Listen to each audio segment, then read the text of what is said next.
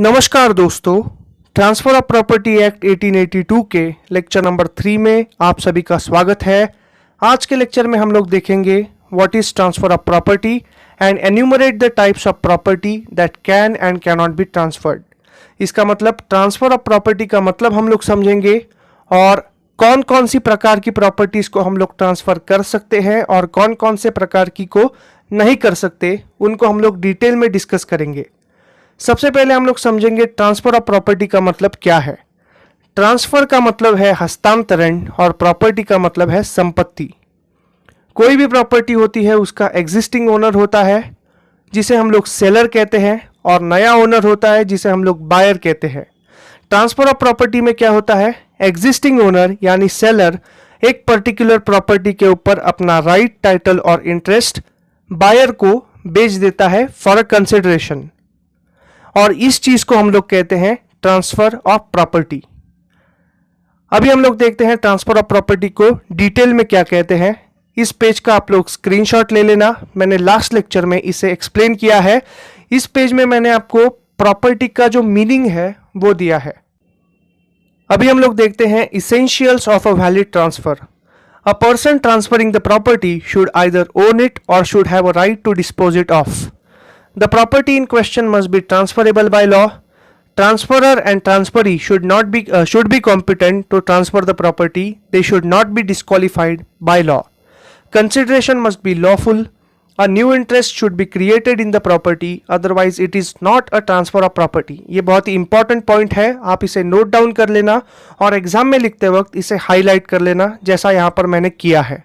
इसका एग्जाम्पल मैंने दिया है, a new interest should be created. Example, if a property is co-owned by the siblings and it is divided between them via a family arrangement, it is not a transfer of property because a new interest is not created in that property. Instead, an existing interest is divided between the siblings. Example देता हूं मैं आपको, Essentials of valid transfer. The person transferring the property should either own it or have a right to dispose it of. जब भी आप लोग घर खरीदते हो या फिर फ्लैट खरीदते हो या फिर कोई ज़मीन खरीदते हो, आप लोग डायरेक्टली ओनर से खरीद सकते हो, बिल्डर से खरीद सकते हो या फिर रियल एस्टेट एजेंट, ब्रोकर या फिर दलाल, इन सभी लोग से आप खरीद सकते हो। तो ओनर और बिल्डर, इनके पास तो उस पर्टिकुलर प्रॉपर्टी के ऊपर खरीदने का या फिर बेचने का राइट, टाइटल एंड इंटरेस्ट होता है।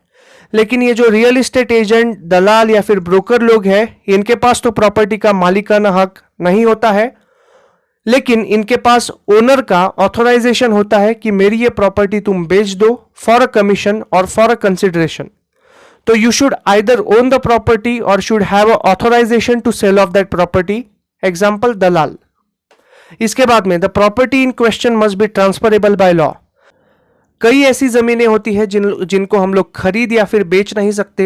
ऐसी ज़मीन जो पीढ़ियों से चली आ रही है, जिसकी कंडीशन ही यही है कि आप लोग इस ज़मीन को बेच नहीं सकते, या फिर रिलीजियस लैंड, हेरिटेज लैंड, या फिर कोई ऐसी ज़मीन जिसके ऊपर गैर कानूनी चीज़ें की जाती है। फॉर एग्जाम्पल, आपको कोई एग्रीकल्चरल लैंड खरीदनी है लेकिन आपको पता चला कि उस ज़मीन के ऊपर गांजा की खेती की जा रही है, तो ये तो गैर कानूनी चीज़ हो गई। आप लोग उस चीज को खरीद या फिर बेच नहीं सकते, इट इज इलीगल। इसके बाद में ट्रांसफरर और transferee should be competent to transfer the property, should not be disqualified by law. यहां पर खरीदने वाला और बेचने वाला ये दोनों ही कॉम्पिटेंट टू कॉन्ट्रैक्ट होने चाहिए। कॉम्पिटेंसी टू कॉन्ट्रैक्ट क्या होता है, इसके लिए आप इंडियन कॉन्ट्रैक्ट एक्ट पढ़िए, मैं आपको शॉर्ट में समझाता हूं। The person should be above 18 years, should be a citizen of India, should not be disqualified by law or should not be of unsound mind or the transaction should not be fraudulent। ऐसी सारी चीजें होती है competency to contract में। इसके बाद में consideration must be lawful। Law के द्वारा एक्सेप्ट की जाने वाली चीजें जैसे कि कैश या फिर बिल ऑफ एक्सचेंज, चेक, इन चीजों के द्वारा ही कंसिडरेशन होना चाहिए। आप इलीगल सोना या फिर हवाला ट्रांजैक्शंस, बेनामी ट्रांजैक्शंस, इनसे आप प्रॉपर्टी खरीद या फिर बेच नहीं सकते। A new interest should be created in the property, otherwise it is not a transfer of property. इसका एग्जाम्पल मैंने दिया है फैमिली अरेंजमेंट का।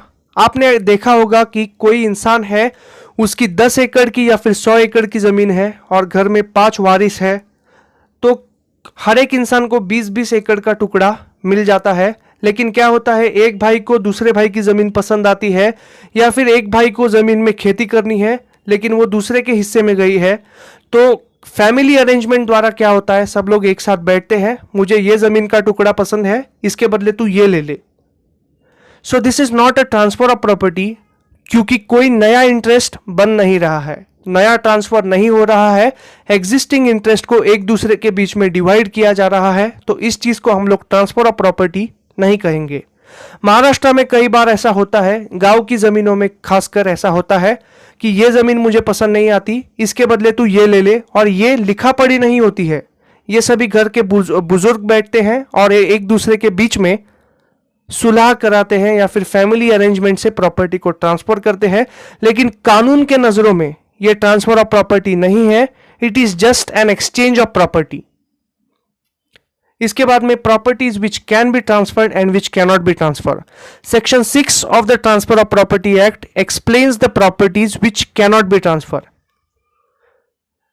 ट्रांसफर ऑफ प्रॉपर्टी एक्ट के अंदर सारी प्रॉपर्टीज को ट्रांसफर किया जा सकता है except these 9 kinds of property. इन 9 तरीके की प्रॉपर्टीज को छोड़कर कोई भी प्रॉपर्टी ट्रांसफर की जा सकती है।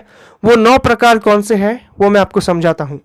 बेयर एक्ट की लैंग्वेज है, except the 9 exceptions provided hereinafter any kind of property can be transferred. सबसे पहले स्पेस सक्सेशनिस्ट, इसको मैंने अपने ओन वर्ड्स में बताया है, hope of succession.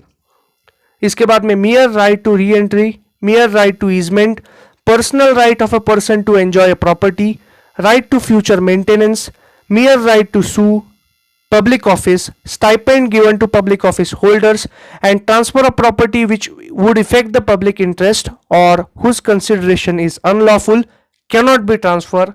Rest all the properties can be transferred successfully. यहाँ पर हम लोग आज के लेक्चर को रोक देते हैं। इन 6 सेक्शन नंबर 6 को मैं डिटेल में समझाऊंगा in the next lecture. Thank you so much. Please like, share and subscribe to my channel.